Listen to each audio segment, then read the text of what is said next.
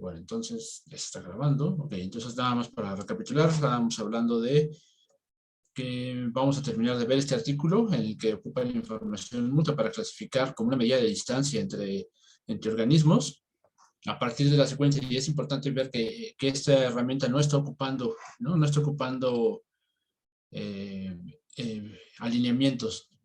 Entonces, eso es importante, o sea, eso vale mucho la pena reflexionarlo, pues porque el alineamiento hace una observación muy puntual y en realidad, considerando que la programación dinámica nos da pues, un resultado pues suficientemente óptimo, pero no el mejor, ¿no? No necesariamente es el mejor. Entonces, aunque no le he mostrado, pues, pero de este tipo de heurísticas de programación, de algoritmos de programación, basados en heurísticas y en optimizaciones locales, pues no necesariamente llegan a la mejor solución, ¿no? Llegan a una muy buena aproximación, pero no necesariamente es la mejor solución. Entonces, ya hay algo incluso la presentación, o sea, la presentación técnica de programación dinámica es una esperanza. Y bueno, entonces ahí lo que hacemos con un alineamiento es fijarnos puntualmente en cada posición, de qué manera difiere del resto de las posiciones en los demás genomas, ¿no? Que también les voy a hablar sobre multialineamiento ya para terminar eso ya. Entonces, eso en cuanto a la técnica de utilizar un alineamiento. Entonces, lo que están haciendo en este artículo es ocupar una herramienta de correlación, ¿no? De correlación no lineal. O sea, lo que te da esta información, ya lo repetí muchas veces, es la correlación a n posiciones de una secuencia versus ella misma, ¿no? Tienen aquí o alguna reflexión, o sea, tienen aquí varios artículos de referencia en los que dicen la distancia entre secuencias se ha formado, se ha construido de otras maneras. Incluso quería mostrarles el uso del juego del caos para formar distancias entre secuencias. Es otra técnica en la que puedes visualizar la composición a partir de palabras, ¿no? De palabras específicas en el genoma. Que cuando me refiero a palabras, me refiero a una secuencia, sucesión de pares de base de tamaño fijo, de 8, de 2, de 4, ¿no? Ok, entonces esa sería otra alternativa. Pero el caso es que aquí lo están haciendo con información mutua, ¿no? Y te la describen un poco, también describen cómo es que la han hecho en otros casos. Y entonces esto es importante. As the AMI profile is an average measure, como el perfil de información mutua es un promedio de la estructura, it's likely to be pervasive, ¿no? O sea, es muy seguro que es muy probable, podemos intuir que va a ser una medida suficientemente robusta a lo largo de todas las de las secuencias, ¿no? Que va a reflejar en buena medida un pasado evolutivo o una historia evolutiva plasmada en la secuencia, ¿no? Eso es lo que quieren decir en esta región. Ok, bueno, ya creo que los voy a dejar que lo lean. Esto ya lo revisamos ayer. Aquí tomen en cuenta, bueno, esto es bajarle cromosoma 1 y lo que se puede ver una vez más, nada más para recapitular, dejar en el video, pues aquí lo que están haciendo es agarrar el cromosoma 1 y tomar una cantidad de posiciones y lo van a correr, o sea, van a agarrar una pequeña ventanita sobre todo el cromosoma 1 y lo van a correr, ¿no? Midiendo de estas n posiciones la información mutua con el corrimiento 0. Después lo corremos 1 con el corrimiento a una posición, a 2, a 3, a 4, a 5, que es importante que todas se presentan de la posición 5 en adelante, no mayor a 512.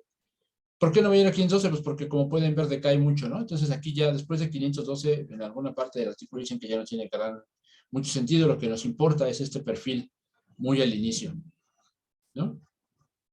Entonces esa es una muestra de qué es que el tipo de gráficas que vamos a obtener, y del tipo de estructura, ¿no? Se va a tener picos, ¿no?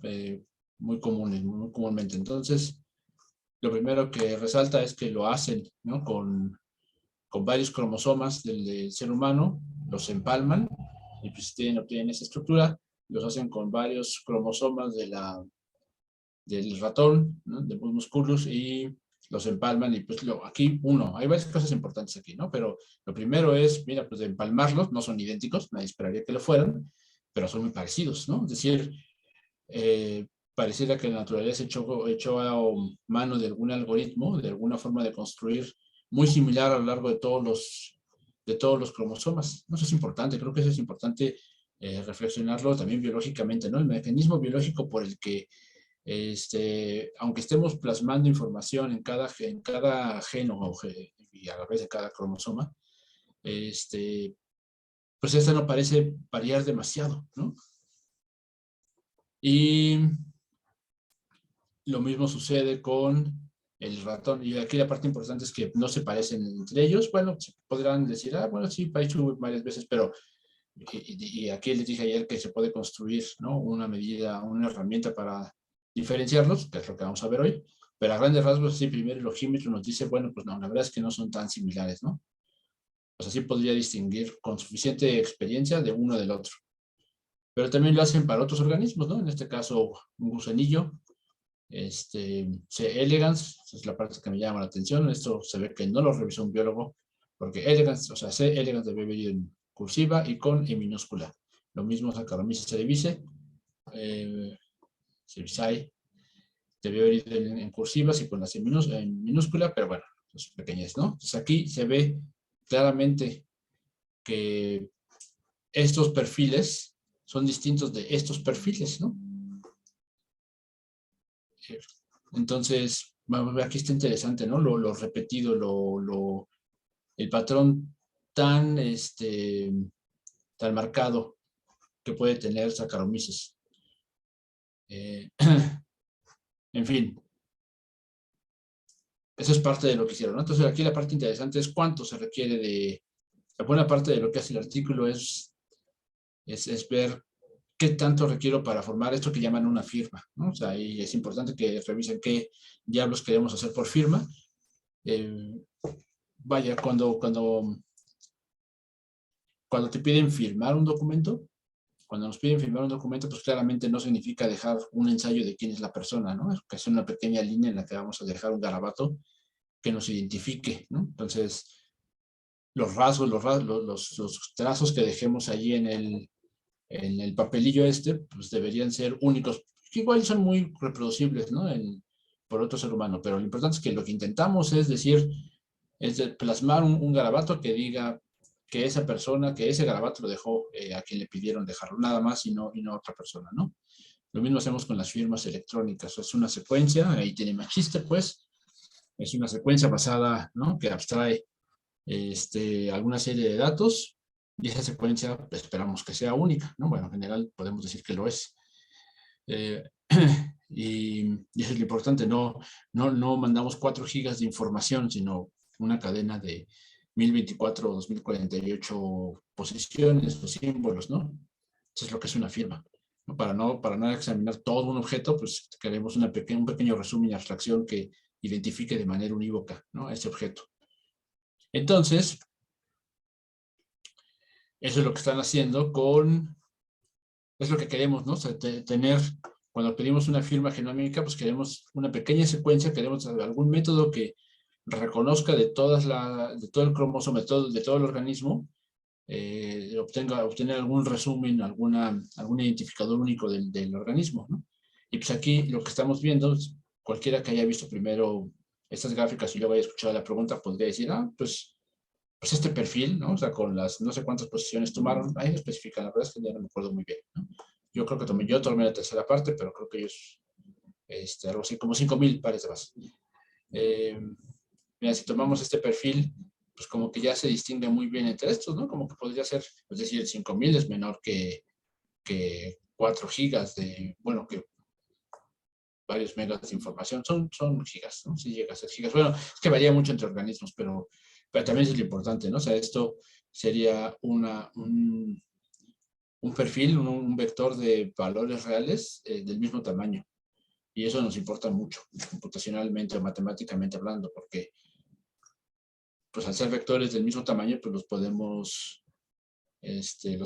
medir, ¿no? Podemos meterle nuestras funciones que los comparen, esas herramientas que vimos en cálculo algo, y nos pueden decir algo sobre ellos, ¿no? Entonces aquí lo que hacen es que sacan el perfil de información mutua con el 0.5% y con toda la secuencia.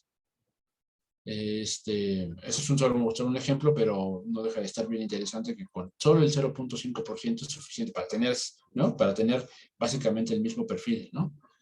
Entonces, aquí lo que podemos hacer para garantizar que tenemos ese mismo perfil, lo que hace en el artículo, lo que podríamos hacer todos nosotros es sacar el coeficiente de correlación, para ver cómo son valores reales, pues lo que podemos ocupar es R cuadrada para decir qué tanto se parecen, ¿no?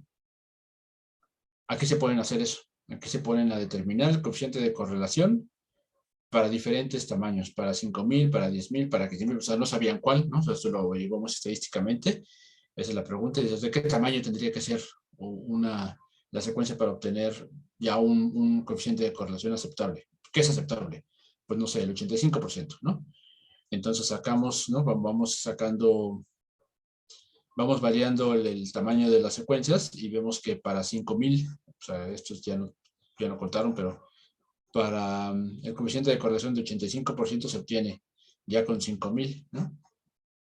Aquí lo que hicieron fue, si leen el artículo, o cuando leen el artículo, pues agarraron secuencias al azar y agarraron muchas de ellas para medir, ¿no? El coeficiente de correlación con diferentes tamaños, ¿no? Entonces, aquí se puede ver que a partir de 5,000 ya obtenemos un coeficiente de correlación muy bueno para coli, para S. aureus, ¿no? Entonces, pues aquí ya se puede ver que tener un coeficiente de correlación del 90% lo obtuvimos muy bien con 10,000 pares de base, con segmentos de tamaño 10,000, y fue distinto para el de, ¿esto qué es? Para E. coli, ¿no? Entonces está funcionando muy bien esta herramienta. Y así fue como hicieron una función de distancia. O sea, lo que hicieron es, para estos organismos, midieron obtuvieron el perfil de información mutua y sacaron los coeficientes de correlación, básicamente como les dije, nada más es un trabajo así fenomenal. O sea, claramente para esto requieres ya haber programado tus funciones y tenerlo todo muy automatizado, ¿no? Y decir, a ver, aquí están las secuencias para esos cromosomas de ratón, de Saccharomyces, de C. elegans y de Homo sapiens, y lo que obtuvieron fue la distancia que se obtiene a partir de, bueno, uno menos el coeficiente de correlación, ¿no? De estos segmentos versus la secuencia misma. Y aquí están, ¿no? Aquí claramente puedes ver, o pueden ver, que la diagonal es 0. Eso significa que esto, o sea, justo ahí está la diferencia entre correlación y distancia, ¿no? O más bien índice de correlación. El índice de correlación, pues justo es entre una secuencia y otra. Claramente aquí no es entre las secuencias, sino es entre el conjunto de secuencias, ¿no? Obtenidos, sacamos el coeficiente de correlación y en promedio sale 1, ¿no? Entonces, eso sería un índice de correlación. Claramente, cuando la secuencia es ella misma, pues aquí obtendríamos 1. Para hacer la distancia, hagan el truco, o sea, hagan ahí alguna operación y pueden verificar que es una distancia. Pues lo que decimos es, bueno, si estos son muy parecidos, entonces para decir que son el mismo objeto, cuando tienes una secuencia contigo misma, comparada contigo misma, la correlación es 1, y por lo tanto vamos a restarle 1 a 1, le restamos ese valor, y pues aquí pueden ver que bueno, cumple las otras dos que les dije ayer, ¿no? El caso es que así es como forman esta tabla. Esta distancia, lo que te dice es la distancia, la correlación entre CS9 y CS5. Pues es poquita, ¿no? Es decir, pues parecían suficientemente correlacionadas. ¿Qué son SC9 y SC5? Pues vamos a ver acá atrás. SC9 es Saccharomyces cromosoma 9 y SC5 Saccharomyces cromosoma 5. Ah, pues tiene sentido, ¿no? Está muy bien. Y con SC3, pues también es pequeña, ¿ok? O sea, creo que eso es, vaya, ese tipo de trabajo empírico, así funciona, ¿no? O sea, se plantea una métrica, o sea, no es como que existe un manual para hacer métricas, ¿no? Se plantea una a través de la experiencia, hay varias formas de hacer esto, pero se plantea una y después se tiene que verificar con tus datos experimentales que todo esté funcionando como debería, ¿no? Y ¿Cómo es como debería? Bueno, pues la distancia de un objeto del mismo debería ser 0 y objetos cercanos debería ser más pequeña, ¿no? Aquí, bueno, aquí es el corte yo, o sea, si van a la tabla en el artículo, pues la van a ver completa. Pero pues es claro ver que se aleja, esa Saccharomyces se aleja del humano, ¿no? Oh, qué bien. Uno ve qué bueno que pasó eso, porque es lo que hubiéramos esperado, ¿no? Y también se aleja de los diferentes, Mus musculus, por ejemplo, ¿qué tan lejos está del humano? Pues ya no está tan lejos, tiene sentido, ¿no? O sea, no, estamos más cerca del ratón que de Saccharomyces. En fin, esa es la idea de esta tabla. Eso está un poco, la creación de la visualización. Pues a partir de esta tabla, pues lo que queremos es visualizarla, ¿no? O sea, bueno, no queremos eso, pero sería bueno visualizarla. Hay varias técnicas para hacer eso. Una de ellas podría utilizar PCA, de lo que les va a hablar Rafa, pero otra técnica también, me parece bien valioso esto, ¿no? Me parece valioso porque muestra cómo trabajar, aunque cuando ya o sea, no tiene que estar todo, ¿no? Claramente uno estudia en esta facultad con la intención de poder desarrollar sus propias herramientas. Y aquí lo que hicieron fue suponer, ¿no? Que a cada secuencia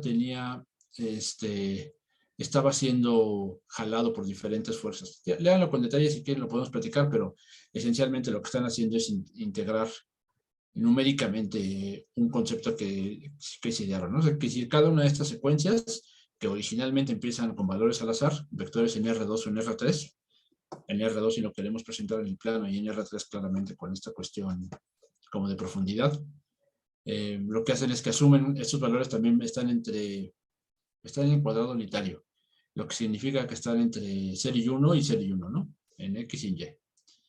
Entonces ponen valores aleatorios y aquí lo que van a hacer es iterar estas funciones. Esta D es la media aritmética de cada uno de estos vectores y se va a ir actualizando, ¿no? Conforme, bueno, se va a iterar varias veces hasta que ya no se mueva, ¿no? Cada fuerza va a ser la suma de la fuerza yésima de la secuencia, bueno, la fuerza de la secuencia yésima no es otra cosa que la suma de todas las componentes, ¿no? O sea, lo que vamos a hacer es sumar sobre J y así obtendrían la fuerza total de la secuencia I, ¿no? Donde J es o sea, en esto son las distancias de la secuencia I a la secuencia J, ¿no? Y aquí están restando el promedio de estas distancias. Es decir, aquí empezaron, o sea, nada más para dejarlo claro, aquí empezaron con un vector en R3, cualquiera, el que ustedes quieran, claramente, nada más que tiene que estar en el cuadrado unitario, ¿no? Entonces aquí deberían poner dos entradas entre 0 y 1, y le van a restar el promedio que tengan todas las demás secuencias, ¿no? Y esto lo vamos a recorrer todas estas funcioncitas hasta que ya no se mueve este vector. ¿No? O sea, aquí el supuesto es que cada uno de estos puntos está siendo jalado por las demás, o sea, esta relación de distancia. O sea, aquí lo que están diciendo es que las secuencias de Saccharomyces están siendo alteradas por las fuerzas evolutivas que hubieran sido aplicados a todos los organismos, ¿no? Entonces se fueron separando Saccharomyces de E. coli, del humano, del ratón. Eso es lo que está planteado aquí. Y bueno, este es un proceso de integración. Tenemos la fuerza, luego la velocidad y luego la posición. Entonces, esto nada más es una construcción directa como de la física. Y escogieron estos coeficientes porque esa es otra cosa. La numerología en los artículos, en los trabajos suele ser permisiva, ¿no? Y un poco ubicua. Entonces, pues probaron varios valores. O sea, aquí claramente hay un chorro de experiencia y un chorro de trabajo de estar probando a ver cuál es el que funciona mejor. Literal, el artículo dice, nos funcionó bien el punto 7 y el punto 1, ¿no? No hay mayor argumento que eso. Está bien ya, se ocupa ese valor, porque al final sí muestra, ¿por qué se aceptan esos valores?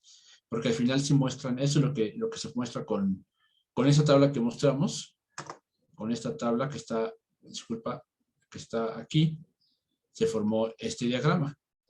Y pues tiene sentido, ¿no? O sea, aquí todas las secuencias del ratón quedaron agrupadas, mientras que todas las secuencias de Homo sapiens quedaron agrupadas, pues lo que esperábamos, ¿no? Nos convence, pues, porque corresponde con la realidad. y C. elegans, ¿no? Entonces, a partir de esto ya formaron un clúster a partir de las correlaciones de información mutua de la secuencia consigo misma. ¿Ok? Yo sé que puede ser medio, perdón, esto va de -1 a 1, como se puede ver en la figura. Yo sé que esto puede ser todavía mucha información de un solo jalón, porque apenas estamos entendiendo o trabajando con la función de información mutua, y nada más es cosa de ir componiendo, ¿no? De ir componiendo nuevas funciones una encima de la otra, ¿no? O sea, aquí lo único que hacen es ver de qué tamaño se ocuparon, se forma esta función de distancia, utilizando el coeficiente de correlación de, de estos segmentos con la secuencia misma, ¿no? Entonces hay un valor mínimo para el cual la correlación ya es suficientemente buena. Eso ya te diría, bueno, estos pequeños segmentos son los que puedes ocupar como firma, y eso está reflejando qué tanto se alejan cada secuencia respecto de las demás. Y utilizando este criterio, o sea, la visualización les digo que se puede hacer de muchas otras maneras, ¿no? Tenemos aquí una matriz multidimensional y podríamos intentar ocupar otra cosa menos esotérica que esta composición, porque aquí claramente hay un chorro de experiencia física, ¿no? Como aquí claramente metió las manos un físico, al que se le ocurrió que lo que había que hacer es asumir que sobre estos puntos estaban actuando fuerzas, y entonces integró numéricamente este tipo de fórmulas. Vienen en todos los libros de física experimental, ¿no? Los conocen bien, se los vieron en la prepa. Y bueno, pues es lo que hacen para ubicar la posición. Esta es la posición, o sea, queríamos quedarnos con este vector L1 y L2, que fue el que ocuparon para esto. Bueno, entonces, después viene una aplicación directa a varios subtipos de virus, ¿no? En ese momento, este artículo, si se fijan en la fecha, dice 2000. Vamos a ver rápido qué dice el artículo. Ay, perdona. La fecha dice 2008. Bueno, no es que el SIDA no siga siendo una pandemia, ¿no? Pero, bueno, hasta ya una prueba de vacuna por ahí. Entonces, bueno, aquí se puede ver el trabajo, ¿no? Detrás de eso. O sea, como un ejemplo de que abordando un problema científicamente, pues ya hoy en día hay una vacuna. Y un pequeño ejemplo, pues podría ser este artículo en el que ocuparon secuencias. Es importante, aquí no ocuparon genomas, pues porque claramente el virus no tiene ni genes, ¿no? Solo es una secuencia, pero se ocupó el mismo método para sacar estas distancias, y a partir de eso se formó este parentesco a partir de información mutua. O sea, este dendrograma, este clúster jerárquico, ¿no? En el que te dice qué subtipos son más parecidos entre ellos. Bien, ¿dudas, Gisela, hasta aquí?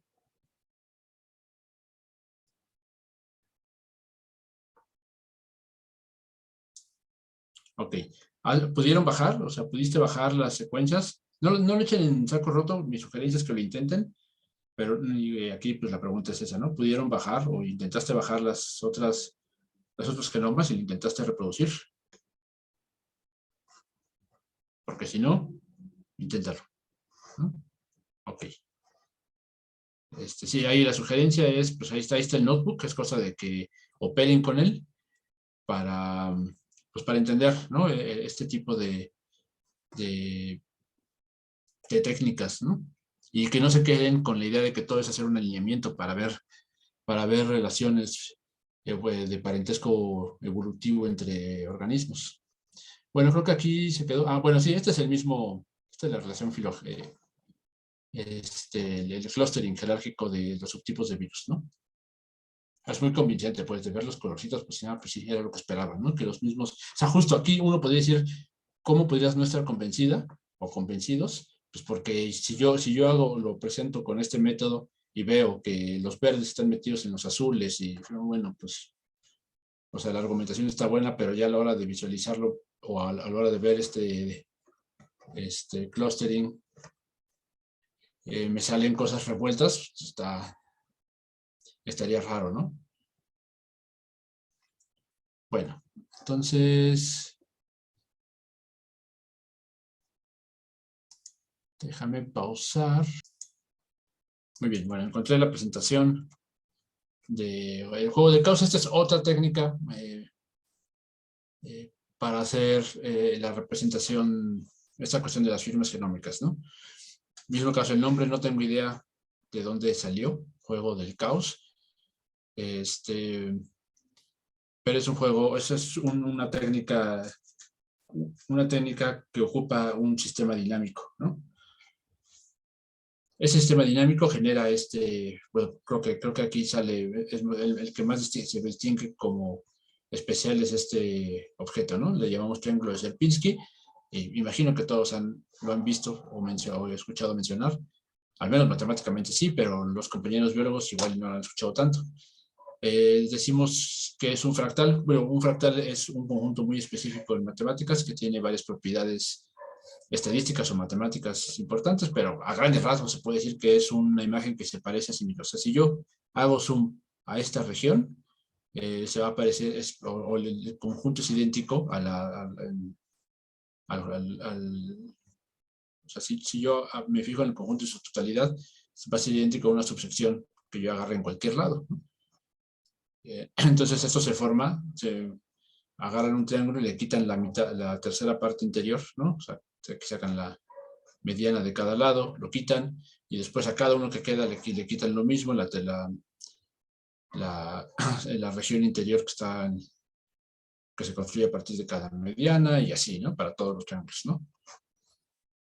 Ok, entonces este juego se forma muy fácil, muy fácil, si tienen ganas de programarlo.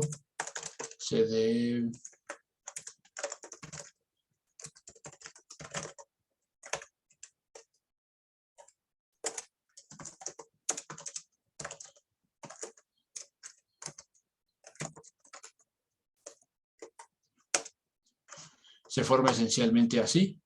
Lo que vamos a hacer es tener 3 vértices, una función que va a calcular el punto medio, el punto medio entre 2 puntos, la cosa más sencilla del mundo, ¿no? Es punto 1, la primera coordenada sumada entre 2, la segunda coordenada sumada entre 2, ¿no? Eso hace un nuevo punto. Aquí meto los vértices del triángulo en cuestión y empiezo con un punto inicial, que pues, en este caso hay alguna restricción ahí, pero yo empiezo siempre con cualquier punto y de todas maneras se forma el triángulo, ¿no? Lo único que hay que hacer es escoger un vértice. Bueno, aquí T es la bolsa donde voy a meter todos los nuevos puntos, ¿no? Escojo un vértice, tomo el último punto computado y calculo el punto medio entre ese vértice que acabo de tomar y el último punto metido en la bolsa. Y eso lo guardo, ¿no? Eso es todo lo que hay que hacer con el triángulo de Sierpinski, con el dichoso juego del caos. Con el juego del caos, y pues ahí se ve, ¿no? Bueno.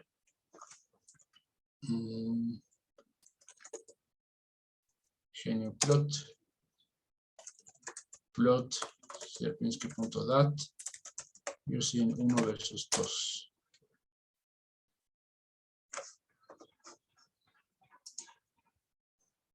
Entonces, si aquí hacemos zoom sobre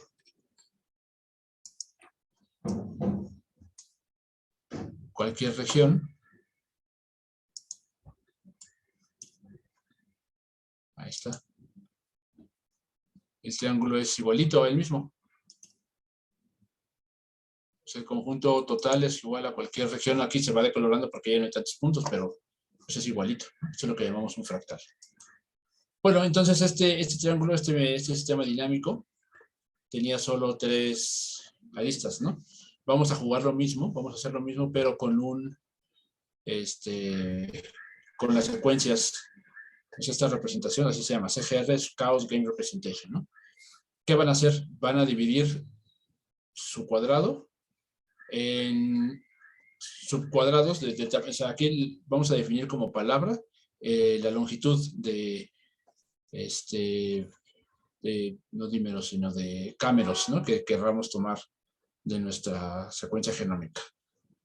Entonces, en este caso, la palabra es de 3, ¿no? Y lo que están haciendo es que dividimos el cuadrado unitario en C, G, A y T.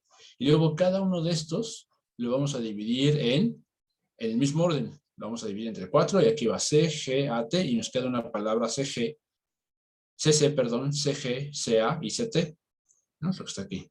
Y después cada uno de estos cuadraditos que quedarían aquí, lo dividen otra vez en 2 y aquí queda CCC, en esta esquina quedaría CCC, en esta quedaría CCG, CCA y CCT y así para todos los demás, ¿no? Como está aquí.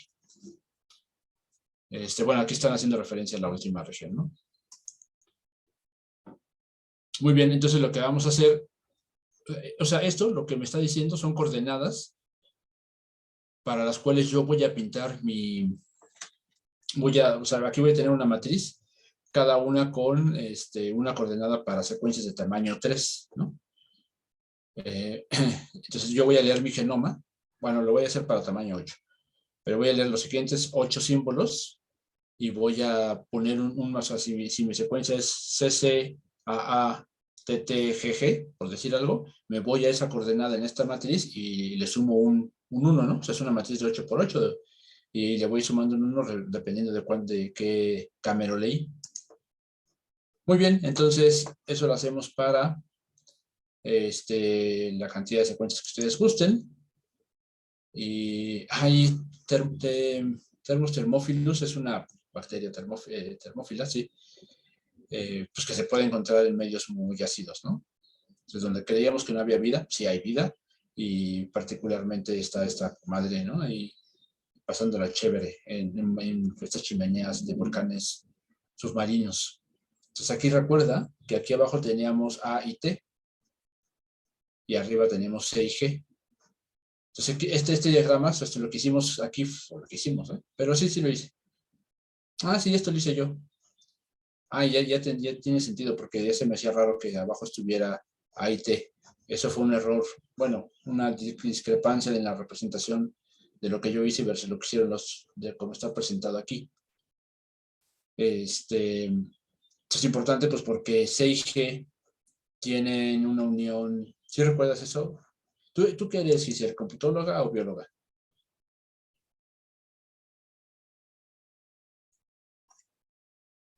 Ok, y ya platicaron sobre la unión entre los diferentes pares de base, qué tan fuertemente porque al final son estructuras que se ocupan, son moléculas pues de las cosas vivas, ¿no? Entonces, alguna característica, o sea, eso es lo bonito de este tipo de métodos.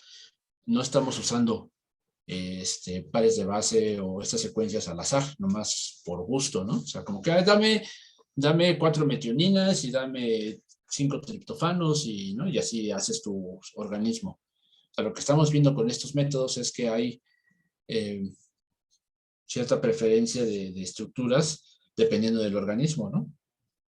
Con la función de información mutua había cosas distintas había perfiles distintos para C. elegans que para el humano. Ok, entonces aquí lo que estamos viendo es que hay secuencias, o sea, aquí considera que esta matriz al final va a tener prendidas algunas regiones dependiendo de cómo haya escogido este diagrama.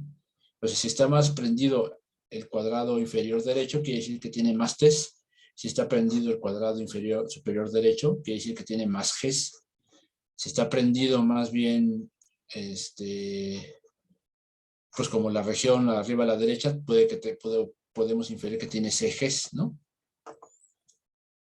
Y CGs, la C y la G, lo que los caracteriza es que tienen 3 puentes tienen una unión más fuerte que A y T, ¿no? Son 3 hidrógenos, ¿no? Lo que tienen ahí.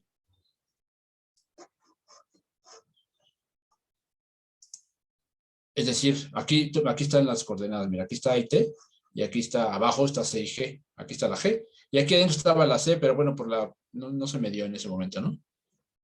Entonces, ¿tiene sentido? O sea, la región que aquí vemos más son Cs y Gs. O sea, esta visualización lo que me está presentando no solo, o sea, al final eso lo pude haber medido yo, ¿no? Se pueden medir los porcentajes de CG de un organismo, pero me está diciendo el tipo de palabras que más tiene un organismo. C. coli, aquí se me ocurrió cambiar, ¿no? La representación. C con G y es A y T. Saccharomyces, Arabidopsis thaliana, estos organismos, si tú platicas con un biólogo, tienen ciertas cosas que le llaman organismos modelo, por varias razones específicas de la práctica biológica, ¿no? Pero esencialmente, o sea, lo que tienen mucho las plantas y particularmente Arabidopsis es que puedes tener muchas generaciones muy rápido, ¿no? Aquí debería estar Rafa o Naye para que nos cuenten por qué hace que un organismo modelo. Vamos a preguntarlo en el canal.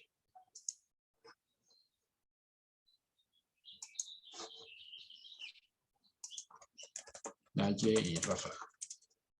¿Qué hace que un organismo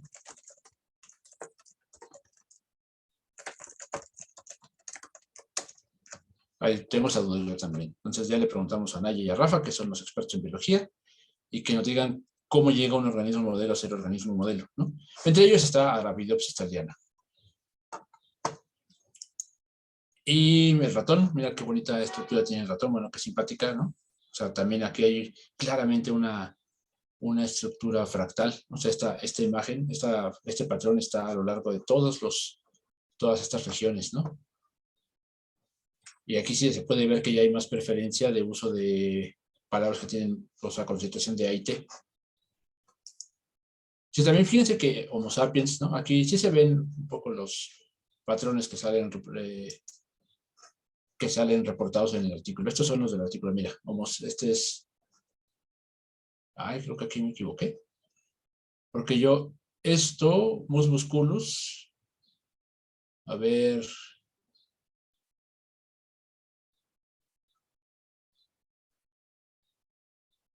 ¿Lo ves?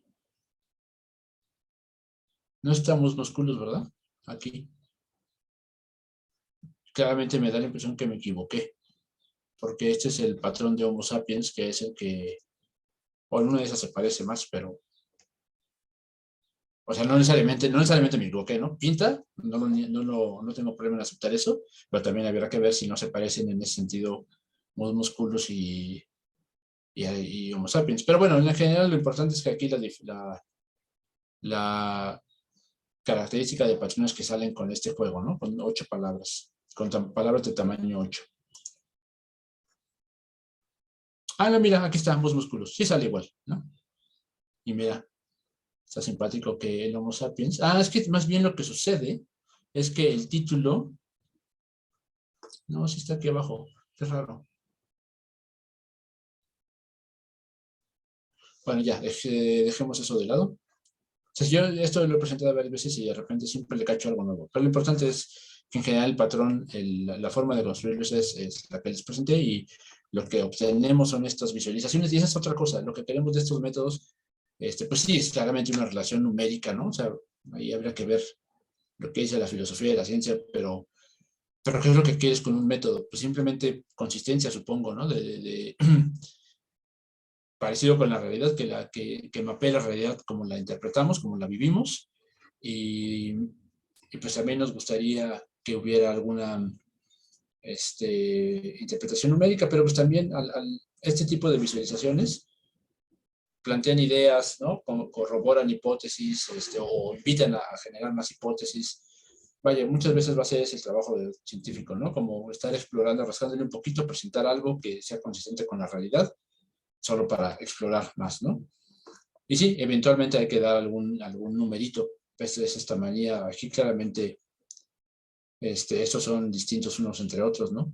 Pero organismos más cercanos evolutivamente, pues igual ya tienen patrones más similares, ¿no? Entonces, pues igual ya este método sería insuficiente para distinguir uno de otro. Pero, ya nos respondieron ahí algo. Pero, ¿cómo le hacemos entonces para sí presentar una estructura jerárquica entre ellos? O sea, ¿cómo lo hicieron? ¿Qué significa eso de componente 2 y componente 3?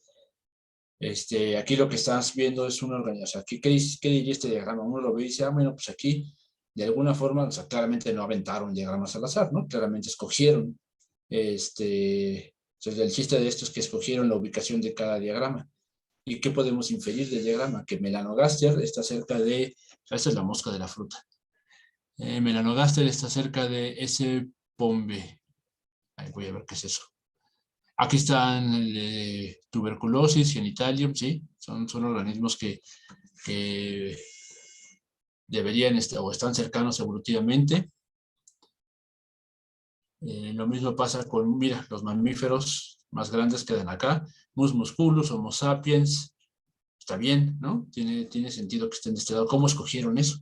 ¿Cómo lo hicieron para representarlos de manera más o menos? ¿Y qué significa esto de componente 1 y componente 2?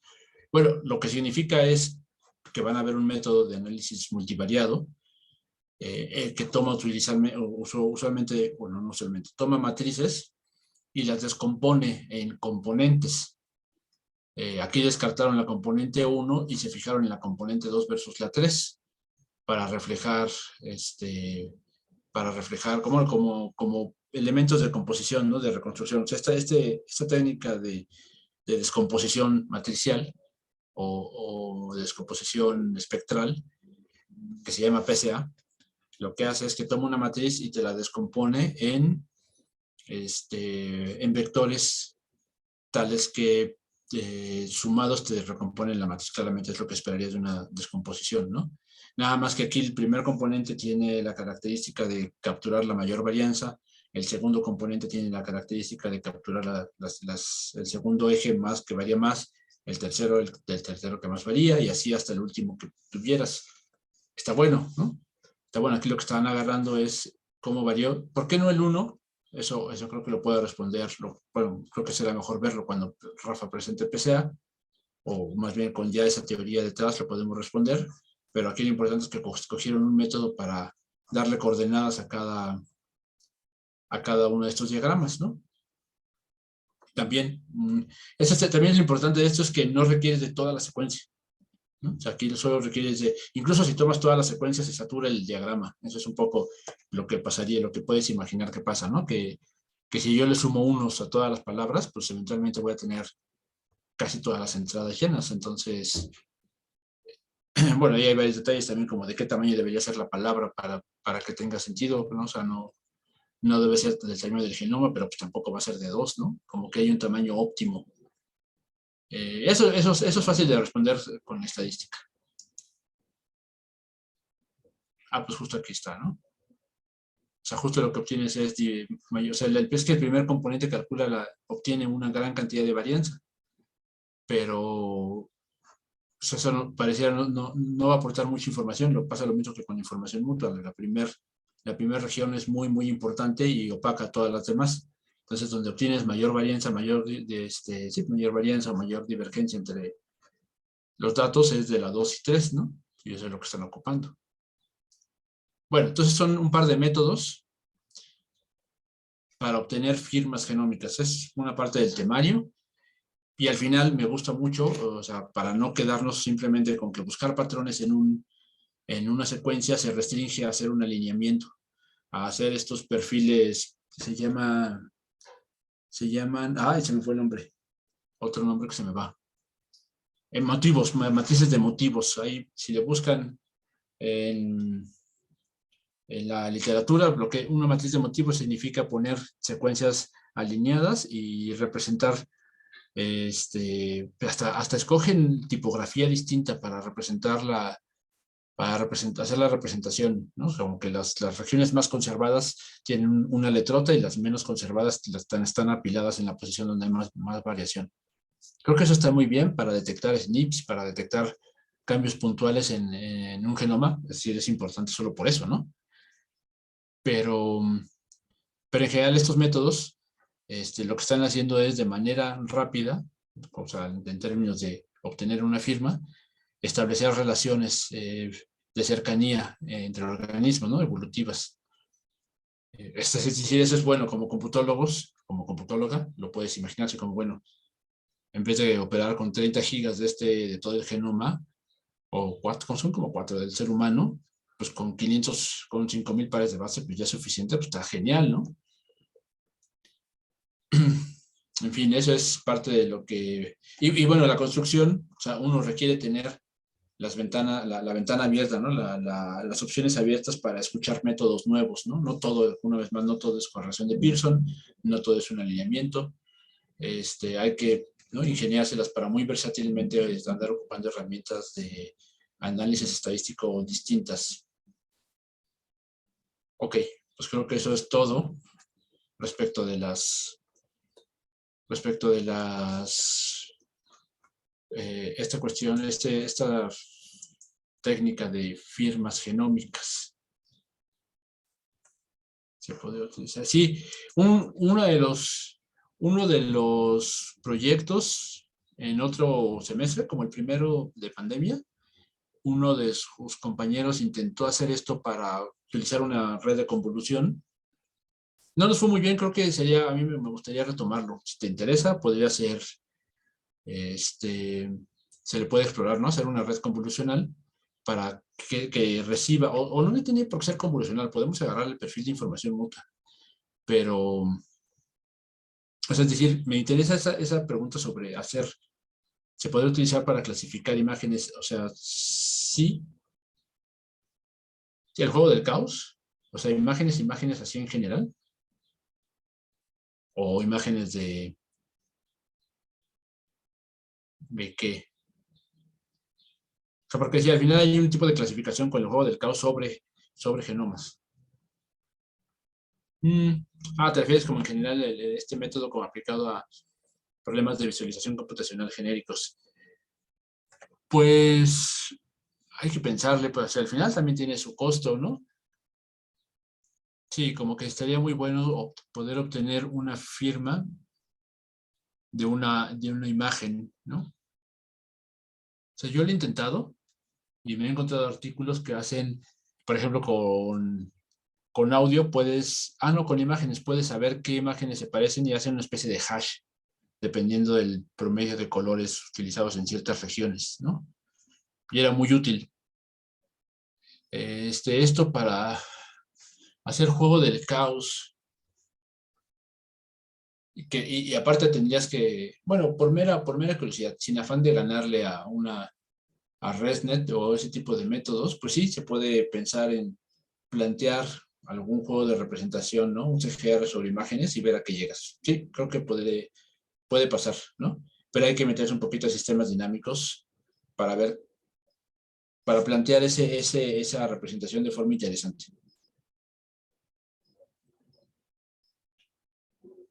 Hay un sistema, busca el gato de Arnold.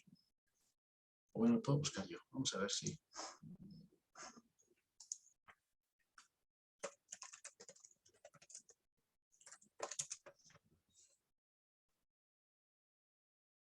Espero que es que un amigo hizo esa visualización. El problema es que claramente no existe. Hay mucho de Braille en la red sobre el gato. Mira, aquí está. Oh, qué maravilla. Y ese Pedro. Pues Pedro Miramontes, profesor de la facultad que está de sabático ahorita.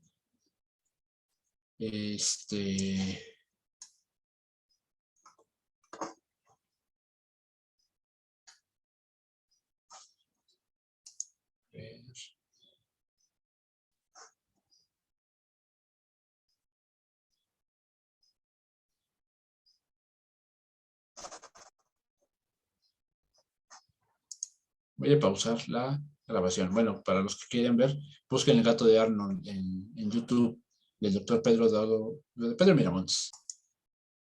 Porque ahorita quería hablarles muy rápido sobre estos métodos de análisis o clasificación estadística.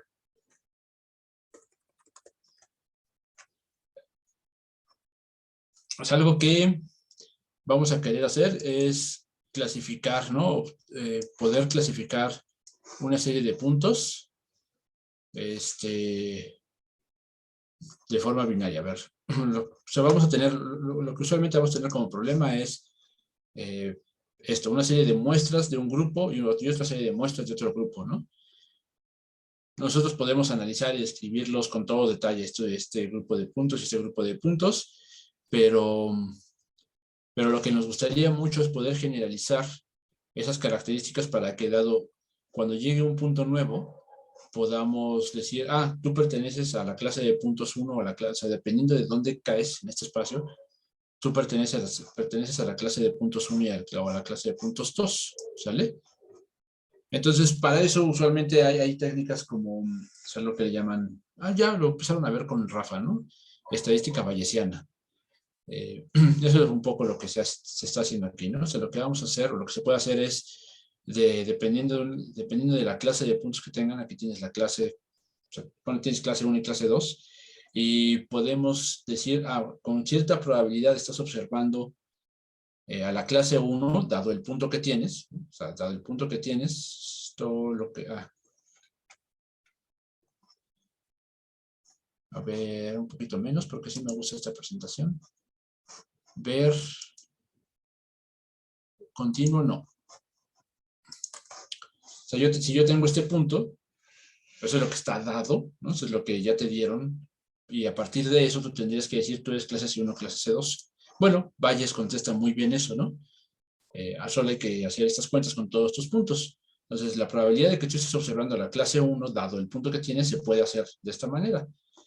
Haces todo el truco de Bayes, ¿no? O sea, el problema de Bayes es que esto hay que, o sea, calcular la parte de aquí abajo suele ser complicado, porque requieres, o sea, ni siquiera tienes la seguridad de que ya viste todos los puntos, ¿no? Y hay que hacer técnicas de remuestreo y tal, pero bueno, suponiendo que los tuvieras, pues es cosa de calcular la probabilidad de los objetos vistos, o sea, como esto ya lo sabes, o sea, sabes que X es de la clase C1 o que X son las de la clase C2, pues puedes hacer este cálculo, ¿no? La probabilidad total. Y arriba pones lo que llamamos verosimilitud. Te dedicas a ver justo a todos los puntos de la clase C1 y lo vas a dividir entre la probabilidad de todo, de la totalidad de puntos, ¿no? Bueno, de esta formulita podemos hacer una función que se llama sigmoide, dividiendo, ¿no? Todo dividiendo y ocupando la logaritmo. Bueno, realmente ahorita, después lo podemos construir. Creo que ahorita nada más quiero introducir el concepto, porque lo que quiero de la sigmoide, o sea, lo que nos gusta de la sigmoide es que tiene esta forma, ¿no? Y la podemos observar o la podemos interpretar como una probabilidad, porque viene de la fórmula de Bayes. Entonces, si yo quisiera, ¿no? Ajustar los puntos naranjas y verdes, pues solo tengo que moverla tantito a la derecha para que todos los puntos efectivamente, o sea, si aquí me quedara con la sigmoide así, quiere decir que el punto, este punto naranja, está más cerca de ser 0 que de ser punto 5, perdón, que de ser 0. Y yo quisiera que fuera 0, ¿no? Es decir, quisiera que estuviera en esta región más plana. Entonces, lo que requeriría es correr esta sigmoide para la derecha, no para allá. O sea, aquí lo que estoy diciendo es que puedo moverla para la izquierda o puedo moverla para el otro lado, ¿no? Puedo ajustar esos valores, ¿no? Eso es todo mi punto. Puedo hacer esta inclinación, este cambio entre la clase 1 y 2 más empinado, en fin. O sea, entonces, ajustando esta función, de alguna manera, que es cosa que vamos a ver, pues puedo llegar a esto, ¿no? Decir, pues todos ustedes son clase C1 y todos ustedes son clase C2, y a partir de eso puedo construir un margen en el que yo sepa dónde, que caracteriza el espacio, ¿no? O sea, el punto va a llegar y se va a decir, a ver, le voy a pedir qué coordenadas tiene, y a partir de yo obtener esta identidad de puntos y esta otra, pues puedo decirle, pues tú eres clase C1, ¿no? Es muy probable que tú seas más bien moradito.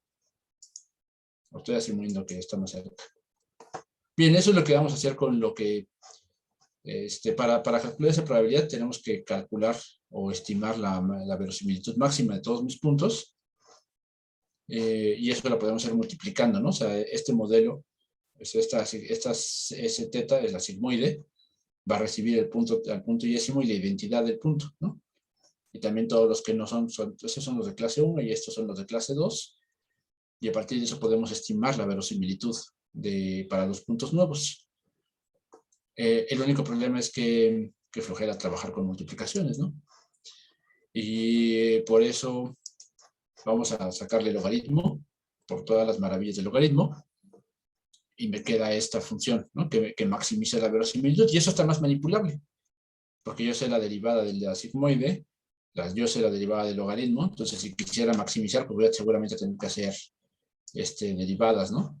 Bueno, entonces eso es lo que vamos a ver la siguiente sesión conmigo, ¿no? Un método estadístico para clasificar de forma binaria nubes de puntos, que se llama regresión logística. ¿Sale?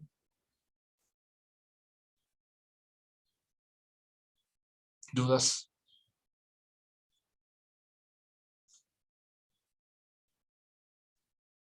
Bueno, pues entonces aquí le dejo, Giselle.